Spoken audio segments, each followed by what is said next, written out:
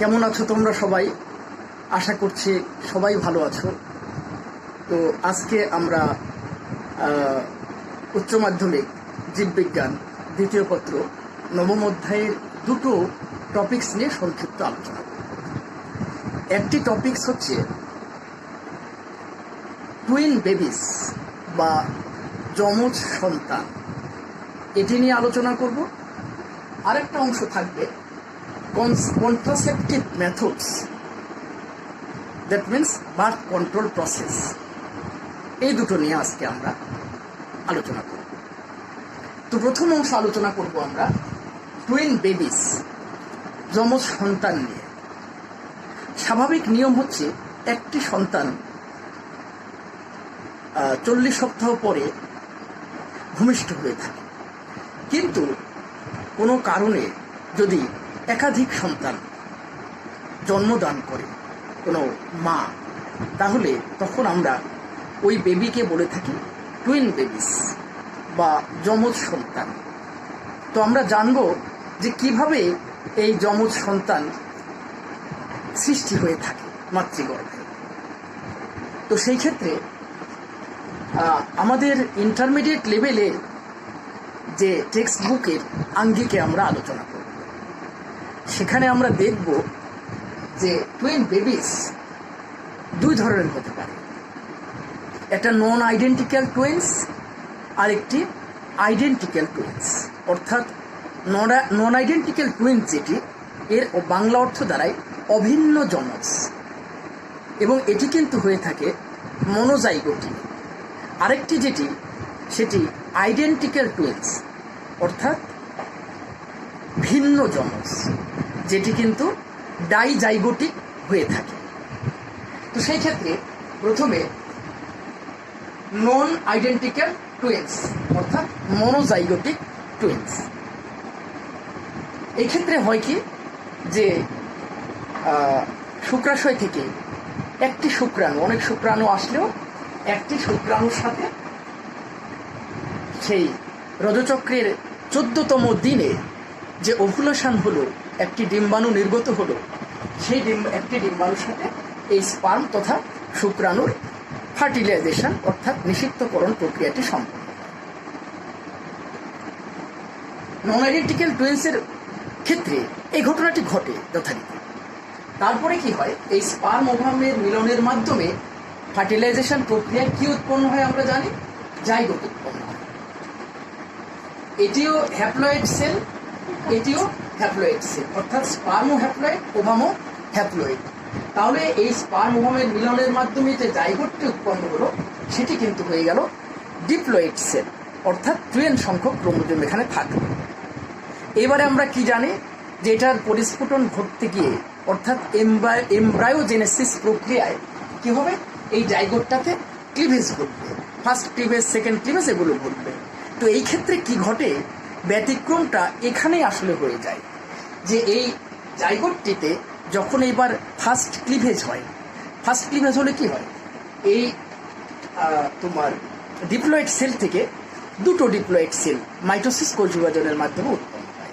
কি বললাম, এই জাইগোট থেকে মাইটোসিস কোষ বিভাজনের মাধ্যমে দুটো ডিপ্লয়েড সেল উৎপন্ন হয়, কিন্তু যেটা স্বাভাবিক নিয়ম, সেই ক্ষেত্রে ওই কোষ দুটো একত্রে যুক্ত থাকে, কোষ দুটো একত্রে যুক্ত থাকে। কিন্তু যখন নন আইডেন্টিক্যাল টুইন্স সৃষ্টি হয়, তখন এই ডিপ্লয়েড জাইগোটটি যখন মাইটোসিস প্রক্রিয়ায় বিভাজিত হয়, হয়ে এই দিকে একটা কোষ চলে যায় যেটি কিনা ডিপ্লয়েড, কারণ মাইটোসিস সেই কোষ বিভাজন ঘটেছে। আবার এইদিকে আরেকটি ডিপ্লয়েড সেল চলে যায়।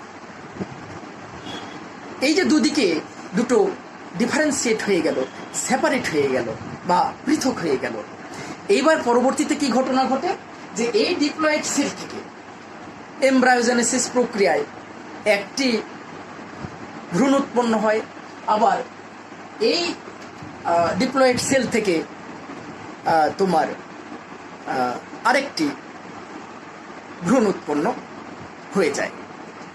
সেই ক্ষেত্রে স্বাভাবিক নিয়ম হলে কি ঘটতো বললাম, যে এই কোষ দুটো প্রথমে একত্রে থাকতো, দুটো কোষ যুক্ত থাকতো, সেখান থেকে আরও দুটো কোষ উৎপন্ন হতো, চারটা, সে চারটাও যুক্ত থেকে, চারটা থেকে আটটা থেকে এগুলো যুক্ত হয়ে যেত, যুক্ত হয়ে মরুলা, ব্লাস্টুলা, গ্যাস্টুলা এগুলো তৈরি করতো। কিন্তু এখানে ব্যতিক্রমটা কি হলো? ব্যতিক্রমটা এইটাই হলো যে এই জাইগোটটা মাইটোসিস প্রক্রিয়ায় বিভাজিত হয়ে দুটো পৃথক কোষ তৈরি করে সেই কোষ দুটো পৃথক হয়ে গেল, এবং পৃথক হয়ে কোষ দুটো, এই কোষটিও যথারীতি এখানে উৎপন্ন হয়ে একটা এমব্রায়ো তৈরি করলো বা ভ্রূণ তৈরি করলো, আবার এদিকে আরেকটি যে কোষ উৎপন্ন হয়েছিল সেখান থেকেও আরেকটি ভ্রূণ উৎপন্ন হলো, এবং এই ভ্রূণটিও যথারীতি এমব্রায়োজেনেসিস প্রক্রিয়ায় একটা পরিপূর্ণ মানব শিশুর সৃষ্টি করলো, এই ভ্রূণটিও পরিপূর্ণ প্রক্রিয়ায় আরেকটি মানব শিশুর সৃষ্টি করলো। তাহলে মোট কয়টি শিশু জন্মগ্রহণ করবে? দুটি শিশু জন্মগ্রহণ করবে। কয়টি জাইগোট থেকে? একটি জাইগোট থেকে কিন্তু দুটি শিশু জন্মগ্রহণ করলো। তাহলে যেহেতু একটি জাইগোট থেকে, এই কারণে আমরা এই পদ্ধতিটাকে কি বলবো? Monozygotic process. মনোজাইগোটিক প্রসেস এর মাধ্যমে টুইন বা যমজ সন্তান উৎপন্ন হওয়ার পদ্ধতি। তো এটা জানলাম আমরা। এবারে আমরা জানবো ডাইজাইগোটিক। ডাইজাইগোটিক বা আইডেন্টিক্যাল টুইন্স। এই নিচে যেটা এখান থেকে শুরু করে এইটুকু যেটা, সেটা হচ্ছে আইডেন্টিক্যাল টুইন্স, আর এখানে ছিল মনোজাইগোটিক, এখানে হয়ে যাবে তখন ডাইজাইগোটিক। তাহলে এটি ডাইজাইগোটিক মানে দুটো জাইগোট এখানে উৎপন্ন হবে, এবং আমরা কি দেখলাম? আইডেন্টিক্যাল টুইন্স, অর্থাৎ এখানে তোমার আইডেন্টিফাই করা যাবে, পৃথকীকরণ করা যাবে। তো এখানে একটু কথা বলে নেই। এখানে যেহেতু মনোজাইগোট ছিল, মানে একটি জাইগোট ছিল, একটি জাইগোট থেকে দুটো শিশু উৎপন্ন হয়েছে, কিন্তু এই জাইগোটের ভিতরে যে ক্রোমোজোমগুলো ছিল, সেই ক্রোমোজোমই কিন্তু মাইটোসিস কোষ বিভাজনের প্রক্রিয়ায় বিভাজিত হয়ে সমান সংখ্যক ক্রোমোজোম নিয়ে যে দুটো কোষ প্রথমে উৎপন্ন করলো, সেই দুটো কোষই আবার নতুন করে দুটো এমব্রায়ো তথা ভ্রূণ উৎপন্ন করলো। তাহলে ঘটনাটি কি দাঁড়ালো? যে এই কোষের মধ্যে তথা এই ভ্রূণের মধ্যে যে ক্রোমোজোমগুলো থাকলো, এই কোষে তথা এই ভ্রূণের মধ্যেও সেই ক্রোমোজোমগুলোই থাকলো। ফলে এই দুটো যে শিশু উৎপন্ন হবে, এরা হুবহু একই বৈশিষ্ট্যের হবে, কেননা তাদের মধ্যে ক্রোমোজোম জিন একই রয়েছে, এবং তারা দুটোই হয় ছেলে হবে, না হয় দুটোই মেয়ে হবে। কিন্তু একটি ছেলে একটি মেয়ে কখনোই হবে না, এবং তাদের বৈশিষ্ট্যের অমিলও হবে না, কেননা এই দুটো ভ্রূণের ভিতরে একই জিন বিদ্যমান রয়েছে। তাহলে মনোজাইগোটিক এই কারণে। এবার বললাম যেটা নিচের এখান থেকে শুরু করে এটা ডাইজাইগোটিক। নাম শুনেই বোঝা যাচ্ছে যে এখানে দুটো জাইগোট উৎপন্ন হবে। তাহলে দুটো জাইগোট উৎপন্ন হতে গেলে কি হতে হবে? দুটো ওভাম তথা ডিম্বাণু লাগবে, এবং দুটো স্পার্ম দিয়ে ফার্টিলাইজেশন ঘটবে। তো যদি কোনো সৃষ্টিকর্তার অমোঘ লিখনে, যদিও এই টুইন বেবিস সৃষ্টি হওয়ার বা জন্ম হওয়ারও কিন্তু আসলে অনেক কজেস রয়েছে, অনেক কারণ রয়েছে, সেগুলো নিয়ে আমরা আলোচনা করতে যাচ্ছি না, কারণ আমাদের ইন্টারমিডিয়েট লেভেলে একটা সীমাবদ্ধতা রয়েছে। তো এখানে আমরা ডাইজাইগোটিক টুইন তথা আইডেন্টিক্যাল টুইন কীভাবে উৎপন্ন হয় সেটি দেখব। এখানে হবে কি? প্রথমে ওভাম, মনে করো কোনো এক সময় দুটো ওভাম ওভুলেশন ঘটল, দুটো ডিম্বাণু ডিম্বপাত হল, এবং এই দুটো ডিম্বাণু দুটো স্পার্ম দিয়ে ফার্টিলাইজড হলো।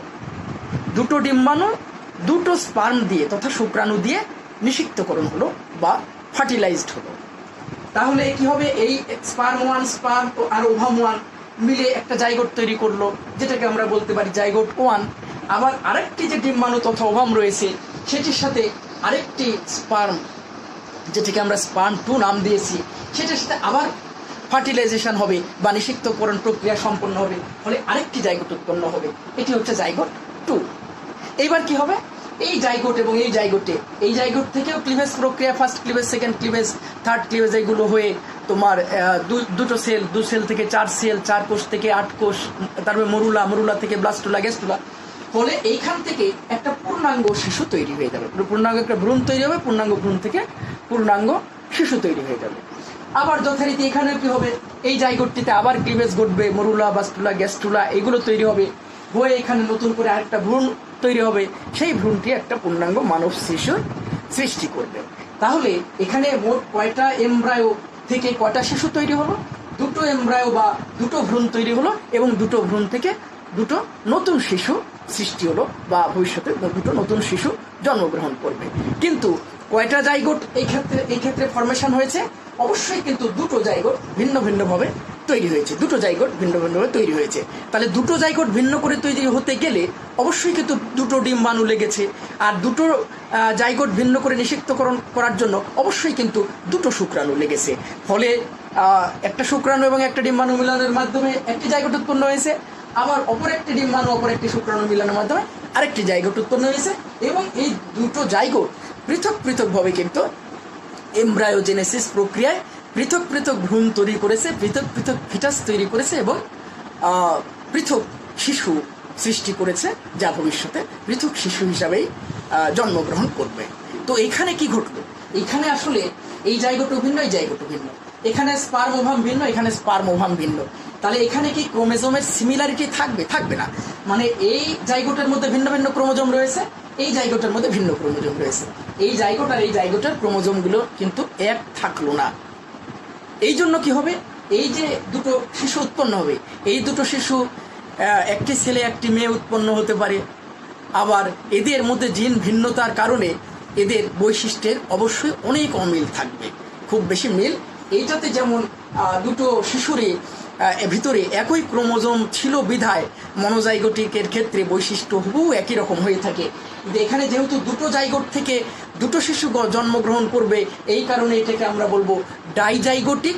আর যেহেতু এই দুটো শিশু আমরা আইডেন্টিফাই করতে পারবো, অর্থাৎ চিনতে পারবো যে এটি একটু ছোট, এটি একটু বড়, এই বৈশিষ্ট্যের সাথে এই শিশুর জন্মের বৈশিষ্ট্যের ভিন্নতা রয়েছে, তখন আমরা আইডেন্টিফাই করতে পারবো জন্য এই পদ্ধতিকে আমরা বলবো, এই শিশু দুটোকে আমরা বলবো আইডেন্টিক্যাল টুইন্স। এটা ছিল নন আইডেন্টিক্যাল টুইন্স, তখন এই দুটো শিশু হলো আইডেন্টিক্যাল টুইন্স, মানে এদেরকে আইডেন্টিফাই করা যায়।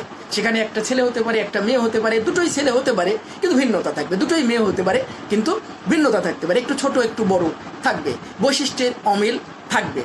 এই জন্য এটাকে আমরা বলবো তোমার আইডেন্টিক্যাল টুইন্স, এবং দুটো জাইগোট থেকে উৎপন্ন হয় জন্য আমরা বলবো তাকে ডাইজাইগোটিক। তো ঠিক আছে, এই অংশটি আমাদের হয়ে গেল টুইন বেবিস।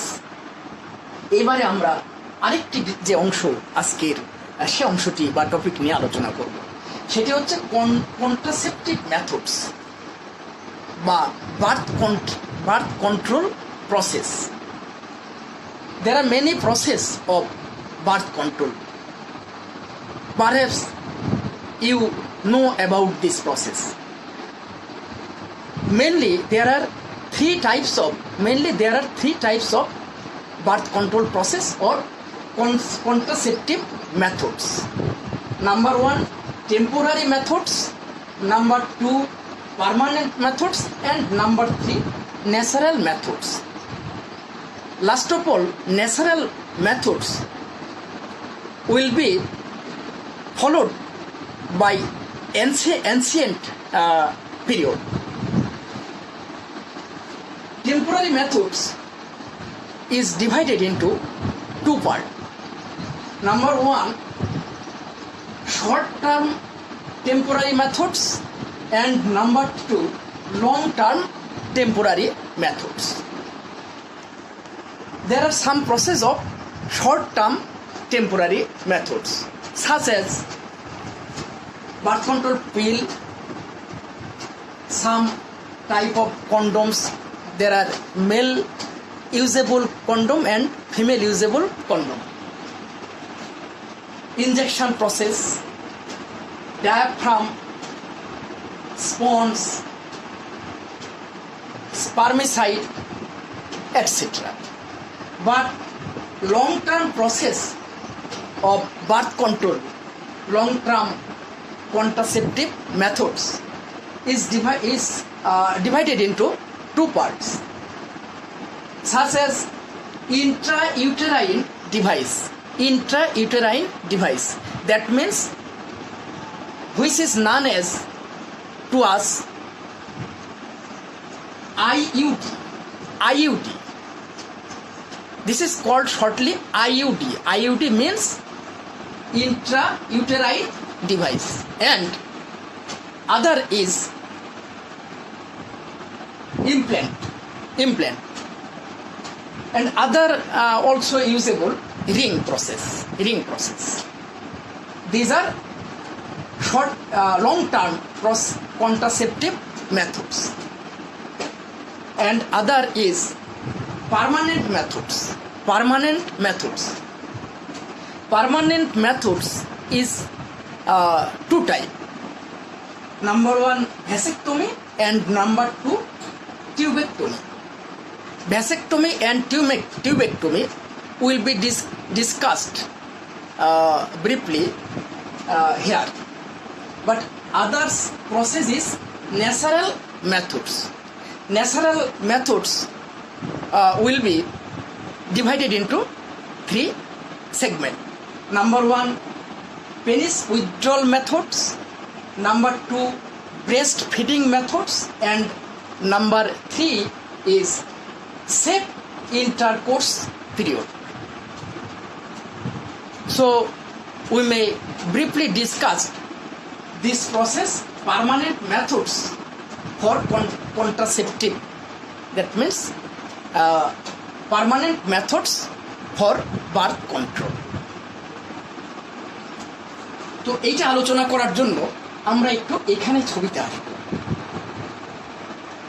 এটা আসলে হিউম্যান রিপ্রোডাক্টিভ সিস্টেমের দুটো ছবি এখানে রয়েছে, একটা ফিমেল রিপ্রোডাক্টিভ সিস্টেম আর একটি হচ্ছে মেল রিপ্রোডাক্টিভ সিস্টেম। তো ফিমেল রিপ্রোডাক্টিভ সিস্টেম যেটি, এর বিভিন্ন অংশ রয়েছে, এগুলো নিয়ে আমাদের অনেক আলোচনা হয়েছে, আমরা সে আলোচনায় যাব না। আমরা কি দেখেছি যে স্থায়ী পদ্ধতি জন্ম নিয়ন্ত্রণের জন্য সেটি দুই ধরনের হতে পারে, একটা ভ্যাসেকটমি আর একটি টিউবেকটমি বা টিউবাল লাইগেশন। প্রথমে ভ্যাসেকটমি কথাটা এসছে আসলে ভাস ডিফারেন্স থেকে। এই যে আমরা কি জানি যে এই টেস্টিসের মধ্যে অনেক এপিডিডাইমিস আছে, এপিডিডাইমিসগুলো মিলে যে রেটিকুলার বা জালিকাকার একটা গঠন তৈরি করেছে, সেখান থেকে কি হয়েছে আসলে ওই নালিকাগুলো পরবর্তীতে একত্রিত হয়ে যে ভাস ডিফারেন্স তৈরি করেছে। ভাস ডিফারেন্সের বাংলা কথাটা হচ্ছে শুক্রনালী। তাহলে এই টেস্টিস থেকে একটি শুক্রনালী উৎপন্ন হয়েছে, এই টেস্টিস থেকে একটি শুক্রনালী উৎপন্ন হয়েছে। ফলে কি হয়, এই শুক্রাশয় এবং এই শুক্রাশয়ের মধ্যে যে শুক্রাণুগুলো উৎপন্ন হয় বা স্পার্ম উৎপন্ন হয়, সেই শুক্রাণুগুলো কি হয়, এই শুক্রনালী তথা ভাস ডিফারেন্স এবং এই শুক্রনালী বা ভাস ডিফারেন্সের ভিতরে দিয়ে তোমার ফার্টিলাইজেশনের জন্য যেতে থাকে, গিয়ে সেখানে ফেলোপিয়ান টিউবের মধ্যে নিষেক ঘটায়। এই যে ফেলোপিয়ান টিউব রয়েছে ফিমেল রিপ্রোডাক্টিভ সিস্টেমের, এখানে গিয়ে ফার্টিলাইজেশন ঘটায়। তো এখানে তোমার এই স্থায়ী পদ্ধতিতে যে জন্ম নিয়ন্ত্রণ করা হয়, সেখানে আসলে এই মেলের ক্ষেত্রে একটি কাজ করা হয়। কি কাজ করা হয়, যে এখানে যে শুক্রনালী তথা ভাস ডিফারেন্স রয়েছে, এই যে শুক্রনালী তথা ভাস ডিফারেন্স রয়েছে, আমরা দেখলাম এখানে শুক্রাণু উৎপন্ন হয়, সেই শুক্রাণুগুলো এই নালী দিয়ে নিষেকের জন্য ফেলোপিয়ান টিউবে যায়। কিন্তু কি করে দেওয়া হয়, আসলে এই নালীটা কেটে দেওয়া হয়। তাহলে এই দিকের এই ভাস ডিফারেন্স তথা শুক্রনালীটাও কেটে দেওয়া হয়, এই দিকের এই শুক্রনালী বা ভাস ডিফারেন্সটাও কেটে দেওয়া হয়। দিয়ে এখানে গিট দেওয়ার কথা বলা হয়েছে, ঠিক আসলে গিট নয়, এখানে ব্যান্ড লাগিয়ে দেওয়া হয় বা আদার একটা প্রসেস, মেডিকেল সায়েন্সে আরো ডিটেল রয়েছে, আদার প্রসেস এখানে ইউজ করা হয়। তাহলে মেনলি কি করা হয়, যে এই ভাস ডিফারেন্স আর এই ভাস ডিফারেন্স বা এই শুক্রনালী কেটে দেওয়া হয়, কোনোটা দিয়েই যেন শুক্রাণু নিষিক্তকরণের জন্য তোমার ফিমেলের বা মহিলাটির ফিলোপিয়ান টিউবের ভিতরে না যেতে পারে। তাহলে কেটে দেওয়া হলো, তাহলে আর শুক্রাণুগুলো যেতে পারে না। যেহেতু ভাস ডিফারেন্সের নালীটা কেটে এই পুরুষটিকে বন্ধ্যাকরণ করা হয় বা স্টেরালাইজড করা হয়, এই কারণে এটিকে ভাস ডিফারেন্সের সাথে মিল রেখে বলা হয় ভেসেকটমি। ভাস এসছে, ভেসেক কথাটা এসছে ভাস ডিফারেন্স থেকে, আর টমি মিন্স কেটে ফেলা, আসলে কাটা, তো সেখানে কাটা হয় জন্য নামটা হয়েছে ভেসেকটমি।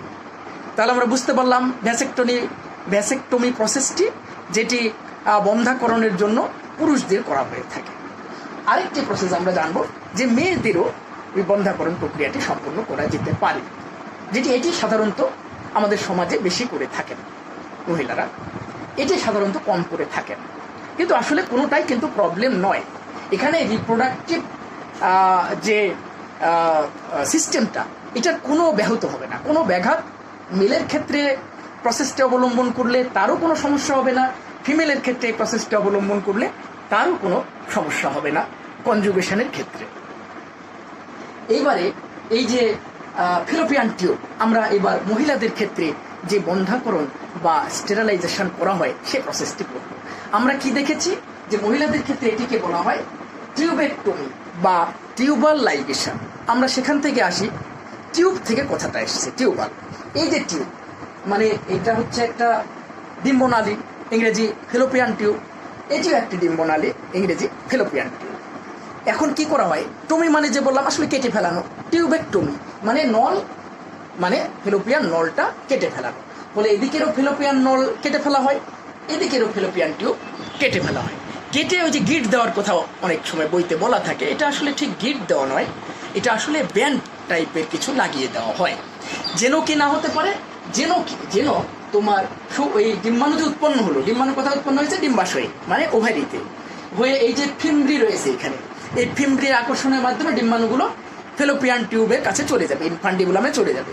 যে নিষেক ঘটাবে হচ্ছে ফেলোপিয়ান টিউবের একটা জায়গা আছে আমরা জানি, যেটাকে বলা হয় তোমার অ্যাম্পুলা, ওই অ্যাম্পুলাতে গিয়ে নিষেক ঘটাবে। কিন্তু কি করা হচ্ছে এখানে, ওটা বাধা দেওয়া হচ্ছে, ব্যারিয়ার দেওয়া হচ্ছে, তোমাকে যেতে দেওয়া হবে না, কাকে, ওই ডিম্বাণুটাকে আর যেতে দেওয়া হবে না। তাহলে কি করা হচ্ছে, এই শুক্রাণুটা উৎপন্ন হলো কিন্তু এখানে কেটে দেওয়া হলো, কেটে এখানে ব্যান্ড করিয়ে দেওয়া হলো, ফলে ডিম্বাণুটা এই পর্যন্ত গিয়ে আর শুক্রাণুর সাথে মিলনের জন্য অগ্রসর হতে পারলো না। এই তোমার ফেলোপিয়ান টিউবটিও বা এই ডিম্বনালীটিও কেটে ফেলা হয় এবং বেঁধে দেওয়া হয় বা ব্যান্ড করিয়ে ব্যান্ড লাগিয়ে দেওয়া হয়, যেন কিনা এই ডিম্বাশয় থেকে ডিম্বাণু উৎপন্ন হয়েও আর অগ্রসর হতে না পারে অ্যাম্পুলার দিকে শুক্রাণুর সাথে মিলনের জন্য বা ফার্টিলাইজেশন প্রক্রিয়ার জন্য। ফলে এই মহিলাটি যখন এই প্রসেস অবলম্বন করে তার ডিম্বাণু ঠিকই উৎপন্ন হয়, এমনকি সমস্ত প্রসেসগুলো তার ঠিক থাকে, ওকে থাকে, কিন্তু ডিম্বাণুগুলো উৎপন্ন হয়ে শুক্রাণুর সাথে মিলনের জন্য এই দিকে আর যেতে পারে না, ফলে ফার্টিলাইজেশন ঘটে না, ফলে এই মহিলাটি আর কোনো সন্তান ধারণে সক্ষম থাকে না। Other kinds of reproductive system must be active her, অন্য কিন্তু পদ্ধতিগুলো তার কিন্তু আসলে সক্রিয় থাকে, শুধুমাত্র ওই ডিম্বাণুটা আর যেতে পারে না স্পার্মের কাছে, এই জন্য আসলে নিষিক্তকরণ সম্পন্ন হয় না এবং তখন তার স্থায়ীভাবে গর্ভনিরোধ হয়ে যায়, জন্ম নিয়ন্ত্রণ হয়ে যায়। এটি তো তোমরা জানো, সাধারণত একটি বা দুটি সন্তান হয়ে যাওয়ার পর এই পদ্ধতিটা অবলম্বন করা হয়, দুটো পদ্ধতি, যেহেতু এটা স্থায়ী। আর টেম্পোরারি প্রসেসগুলো আমি ইতিপূর্বেই আলোচনা করেছি, ওটা ডিটেল আলোচনা করি না, এটা খুব সহজ, একটু বই দেখলে তোমরা পারবা, এটা ডিটেল আলোচনা করি নাই। আর এইটা মোটামুটি একটা ডিটেইলি প্রায় আলোচনা করা হলো, যা তোমাদের আশা করছি কাজে লাগবে। তাহলে তোমরা এটা বুঝতে পেরেছো যে মহিলাদের ক্ষেত্রে যেটি করা হয় সেটিকে বললাম কি টিউবেক্টমি, ও আরেকটি বলা হয় এটাকে টিউবাল লাইগেশন, শুধু লাইগেশন বলি আমরা সংক্ষেপে, আসলে টিউবাল লাইগেশন। টিউবাল লাইগেশন কেন, যে টিউবটা কেটে ফেলানো হচ্ছে, ফেলে অন্যভাবে ব্যান্ড দিয়ে যুক্ত করে দেওয়া হচ্ছে, লাইগেট করে দেওয়া, লাইগেট মানে যুক্ত করে দেওয়া হচ্ছে, এই জন্য এই পদ্ধতিটাকে টিউবাল লাইগেশনও বলা হয়। আর টিউবেক্টমি বলা হয় কেন বললাম, টিউবটা কেটে ফেলা হয়, এই জন্য বলা হয় টিউবেক্টমি। এটি ব্যবহার করা হয়, এই টিউবেক্টমি তথা লাইগেশন, টিউবাল লাইগেশন, এটি ব্যবহার করা হয় মেয়েদের ক্ষেত্রে। যদি মেয়েদের ক্ষেত্রে না করা হয়, ওই দম্পতির স্বামীর ক্ষেত্রেও আরেকটি পদ্ধতি ব্যবহার করা যেতে পারে, সেটিকে আমরা কি বলেছি দেখছি, তোমার ভ্যাসেকটমি, যেটা এসছে ভাস ডিফারেন্স কথা থেকে, যে ভাস ডিফারেন্স আর টমি মানে কেটে ফেলা, মানে ভাস ডিফারেন্স বা শুক্রাণু দুটো কেটে ফেলা হয় এবং ব্যান্ড করিয়ে দেওয়া হয়, বা শুক্রাণুগুলো যে নিষেকের পথটা বন্ধ করে দেওয়া হয়। এই জন্য মহিলা এবং পুরুষে স্থায়ীভাবে যদি আর তারা সন্তান ধারণ করতে না চান, তাহলে মহিলাদের ক্ষেত্রে কি দেখলাম, যে টিউবাল লাইগেশন বা টিউবেক্টমি পদ্ধতি অবলম্বন করা হয়, এবং পুরুষের ক্ষেত্রে কি দেখলাম, ভেসেকটমি পদ্ধতিটি অবলম্বন করা হয়। তো ঠিক আছে, আমরা মোটামুটি আমাদের ইন্টারমিডিয়েট লেভেলে যেটুকু আমাদের জানতে হবে, বিশেষত প্রয়োগমূলক প্রশ্নের উত্তরের জন্য এবং ঘ নম্বরের আমাদের উচ্চতর দক্ষতামূলক প্রশ্নের উত্তরের জন্য, সে অ্যাঙ্গেল এগুলো আমরা কিন্তু আলোচনাগুলো করে থাকি। এবং আমরা যে দেখি যে অনেক ভালো ভালো স্টুডেন্ট কত সুন্দর করে এই প্রশ্নগুলোর উত্তর দেয়, যার কারণে ঠিক ওইসব অ্যাঙ্গেলে আমরা কিন্তু আলোচনাগুলো করব। একদম ডিটেল আলোচনাতে যাব না, যেগুলো তোমাদের গ ঘয়ের উত্তর এর লিখতে হবে, মানে প্রয়োগমূলক আর উচ্চতর দক্ষতামূলক প্রশ্নের উত্তরে তোমাদের লিখতে হবে, সেই কথাগুলো কিন্তু আমরা নিয়ে আসবো। আর কখন তো সব জায়গা থেকে, বা এমসিকিউ মাল্টি চয়েস কোশ্চেনের বহুপদী সমাপ্তি সূচকের ক্ষেত্রে এটা তো তোমাদের অনেক জানতে হবে সবই, মানে এর মধ্যে প্রতি ক্ষেত্রেই তোমরা পাবা এমসিকিউ এর প্রশ্ন পাবা, কয়ের জ্ঞানমূলকের উত্তর পাবা, ক্ষয়ের আন্ডারস্ট্যান্ডিং বা অনুধাবনমূলক এর উত্তর পাবা।